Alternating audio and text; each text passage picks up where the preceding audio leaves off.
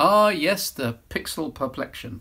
Most tech enthusiasts and journalists have championed stock Android and Nexus and then Pixel phones for years, and rightly so. I keep wandering back myself to remind myself of Google's vision for the OS and experience, and on the whole this return is justified.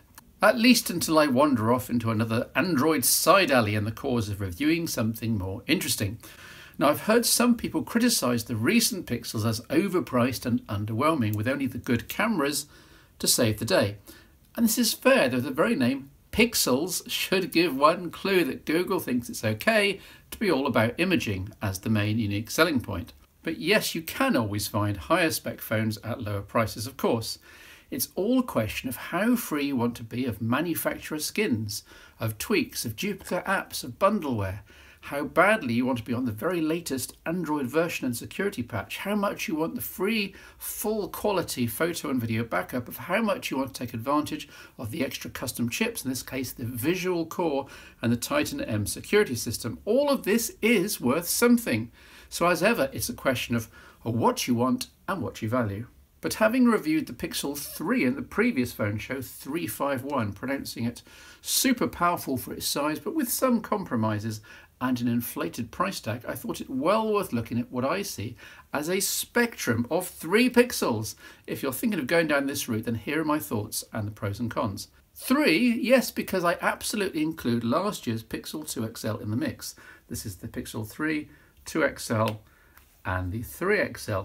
The 2 XL has an 18:9 display, a similar custom Visual Core chip, and essentially the same camera system, now upgraded with the much talked about night sight mode, and while being now available on clearance or in mint condition second-hand for a third the price of a 3 XL. Why not 4 pixels? Because last year's smaller Pixel 2 was a disaster with 16:9 screen that was just too small for its ambitions, in my opinion. I always found myself feeling cramped or having to squint. Still, 3 options and a tough decision. The most obvious path is the larger and newer device. This is the Pixel 3 XL, 128GB, but it normally retails at a whopping £970, including VAT in the UK, which, despite what I just listed as unique selling points, is still crazy pricing without a fruity logo on the back and the resale value and high street support structure that goes along with, well, iPhones. £970 for a phone with only 4GB of RAM, no expandable memory, only the one camera and the ugliest screen notch ever. While at the other end of the spectrum, the 1-year-old Pixel 2 XL is exactly the same size, has a similar camera and internals at, as I say, a third the price. But let's look at the pros and cons. Overall size is the biggest factor, since the Pixel 3 is super compact, and that's a real differentiator in 2018. It fits any hand, any pocket, but at a price. The all-glass construction means you have to use it cased, despite what I said about the grippy finish and the not pink variant in the last show. But the glass also means there's Qi charging, which is really, really useful. In contrast, and stepping up in size, of course, the older Pixel 2 XL is mainly metal on the back, albeit coated, so you're reliant on cable charging only. On the plus side, you get better balanced stereo speakers, top and bottom, though with a bit less bass, plus that far better bang per buck ratio now. While the Pixel 3 XL, which I feel I can now review in passing since Google have now fixed most of the early RAM management issues in the December update, is a good example of the way prices in the phone world are ramped up exponentially and not linearly in terms of features and value. So compared to the Pixel 2 XL, you're getting the Qi charging, a better display with ears and notch, a slightly faster and more secure chipset, and an extra camera feature, the super res zoom that I discussed in Phone Show 351.